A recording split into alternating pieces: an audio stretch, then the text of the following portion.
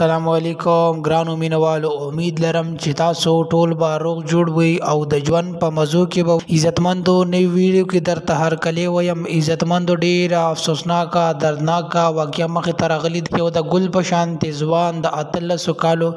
نن په دریای سند کې ډوب شولو او وفات شولو نو آیا نظام الدین چې کوم د ریسکیو 112 والا مشر دی د برخیلی والا هغه ټول حقیقت راښکاره کو او د ځوان باره کې سو مرګرو زموږ سره اوسئ چې مکمل معلومات نه خبر شي ویډیو کتونه مخکې که تاسو زمونږ په د روشنی کلیک چینل کې نوی وای نو زمونږ چینل سره ضرور سبسکرایب کړئ زمونږ کومه معلوماتي ویډیو راځي چې هغه تاسو ته زر تر زر دررسي او د دې سره د ټالی نشانه مو وای چې تاسو د تازه معلومات نه زر تر زر خبرې مرګرو ډیر افسوسناک دردناک واقعیا مخې ته راغلی دی یو د ګل په شان خسته ځوان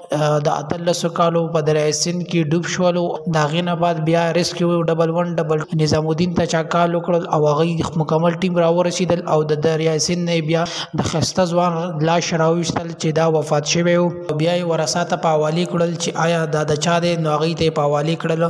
او نظام الدین دا ظاهر کړی دی چې دا کوم کس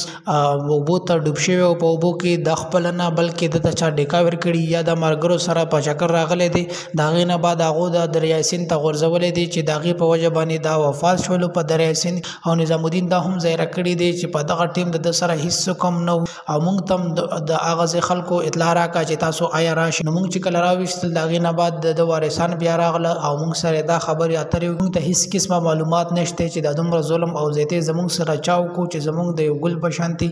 الک چا په وبو تواچول او وفات شول مرګره د نظام الدین خبرې وی چې تاسو اوریدي امید لرم چې تاسو به زمونږ ویډیو ضرور خوښ شي نورو معلوماتي ویډیوګانې لپاره چینل ضرور سبسکرایب کړئ ډیر مننه شکریا